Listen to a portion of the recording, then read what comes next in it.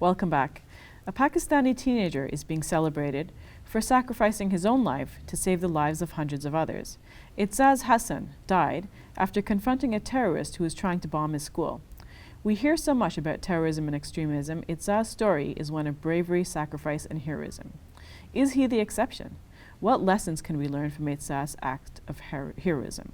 With me is Brother Shabir Ali from the Islamic Information Center. Now, Brother Shabir, I'm sure you've read the story yourself. It's a remarkable story of an individual who actually tackled a suicide bomber so that the suicide bomber could not come towards the hundreds of school children and kill them, basically. Yes, the story is remarkable and has caught the attention of media newspapers everywhere around the globe. I've seen in the Australian Herald, the Independent in the UK, the New York Times, and they're all reporting basically the same set of facts, that this young man, his age is given variously. Sometimes it's given as 14 and then on the other extreme 17.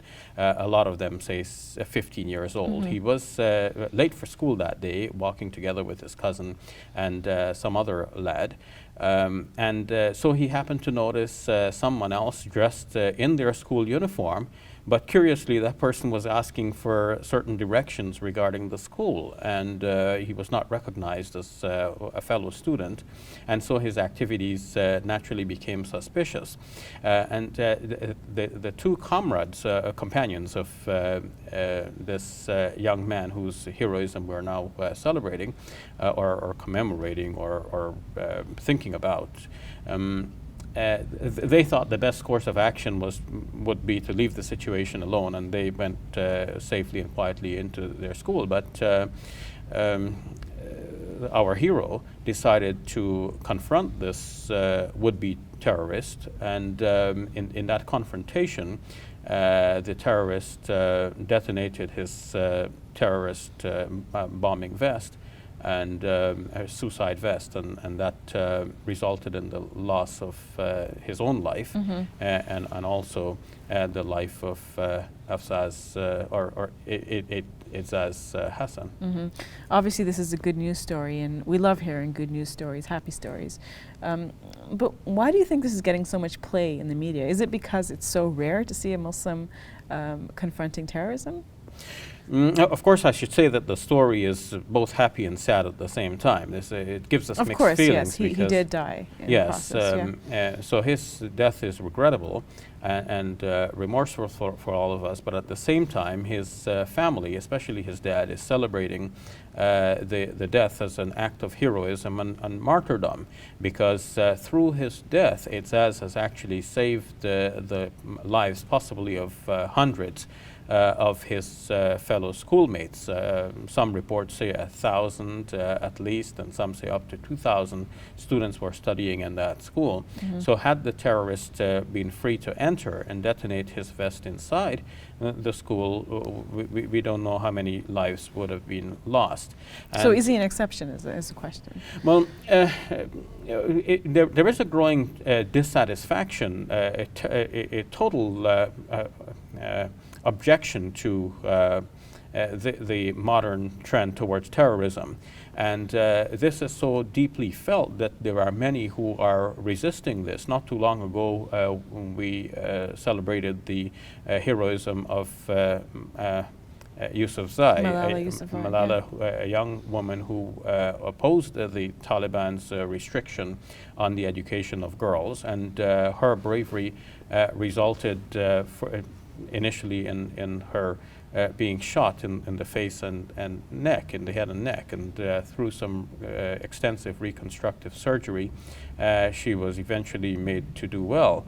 Her book, I Am Malala, tells her story, and she was able to address high levels of world government as a result of all of this. So her bravery and the bravery now of Aitzaz appear to be exceptions, but in fact this is part of a growing new trend in which people, Muslims in general, who are fed up with terrorism and extremism, are coming to the fore and opposing such extremism and terrorism, sometimes at great danger to themselves, but they are reflecting the kind of heroism and bravery which should be an inspiration to other Muslims to similarly take a stand against people misrepresenting our faith.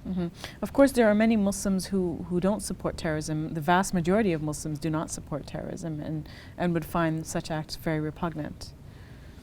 Yes, but most Muslims, like everybody else, would rather resign into quietude and mind their own business and leave others to do what they do. But we have to consider the faith our business, and if things are being done in our names, then we need to rise up and say, well, wait a minute, not in my name.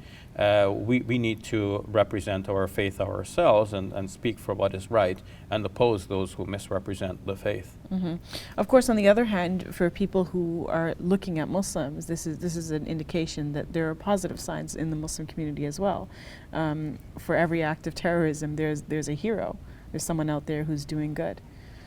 Yes, at the same time I want to add a note of caution here. I don't expect 14-year-old boys to be confronting terrorists and losing their lives in the process. And I wish in this particular... And it's not their responsibility to do so.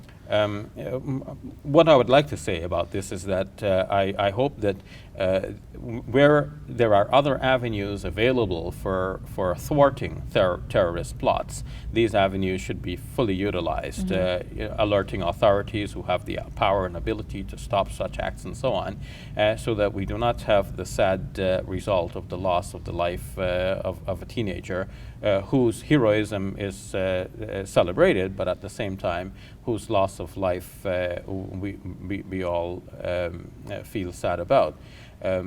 At the same time, there may be some occasions when there is nothing better to do than to confront the act at the moment, lest it gets out of hand and more lives are lost in the process. So what can be done, what do you think can be done behind the scenes so that we don't get to that stage where people are blowing themselves up? Well, much more has to be done. The message of Islam has to be loud and clear. The Quran has to be thoroughly interpreted and understood by Muslim communities everywhere. The preachings from pulpits have to emphasize the peaceful outlook of Islam, and the verses of the Quran which are used by terrorists to justify their acts have to be wrenched from their control by capable interpreters of the Quran who would explain the context of the Quranic verses, who would show that these verses do not justify terrorism but actually point towards peace. Moreover, Muslim communities need to work with other communities. Muslims need to integrate in the societies in which they live. They need to develop a culture of togetherness, rather than a sort of culture of isolationism where Muslims are in their mosques, Christians are in their churches, and the two do not seem to meet. But Muslims, Christians, Hindus, Buddhists, Sikhs, people of all faiths, people of even no faith, need to band together in community projects to do what is beneficial to all, so that this community spirit will help to foster that sense of the sacredness and the value of all human life, not just simply the Muslim life. All right, we'll leave it at that, Brother Shabir. Lots more work to be done. We'll take a break. When we return, we answer questions we receive from you, our viewers.